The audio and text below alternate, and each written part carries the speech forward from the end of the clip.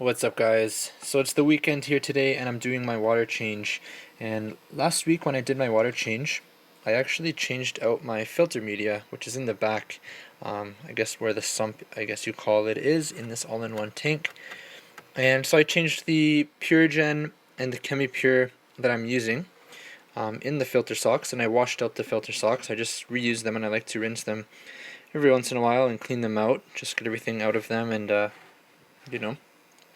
And since then, I started getting like just some diatoms in the sand, which I think is not too much of a surprise. Changing that filter media, it's been over a month, so I realized that's probably the major cause of that.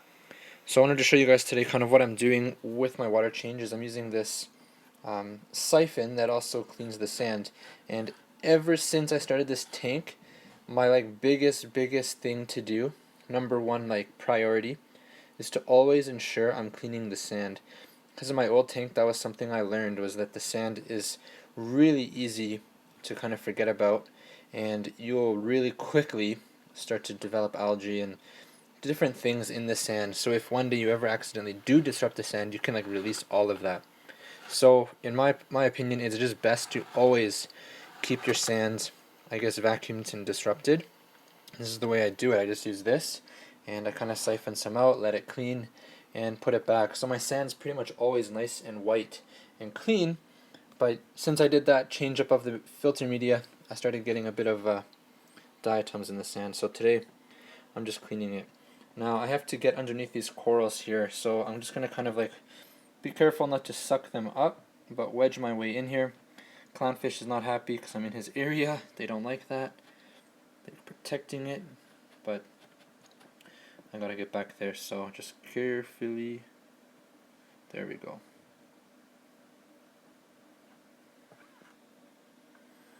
Just up and over. So that's it. That's all I'm gonna do. I'm actually done now. About 40% water change. And I just siphon the water down into this bucket. And then that's it. Dump this out, and then I'll get another bucket and just use a pump and pump it up into the tank basically, so that I have it, fill it back up. And so that is it. Thanks for checking this quick video out, guys. I'm going to finish up this water change and not record because it's kind of tricky doing it one-handed. I also always use this to like mark where I need to fill my water up to. Before I do a water change, I set this to the water level, just so I always have like the right level, and I don't ever have to like, put more in or take some out if I'm ever like, over or under. But yeah, it's looking really good. From the top here, you can see I love all these LPS corals. They look so good.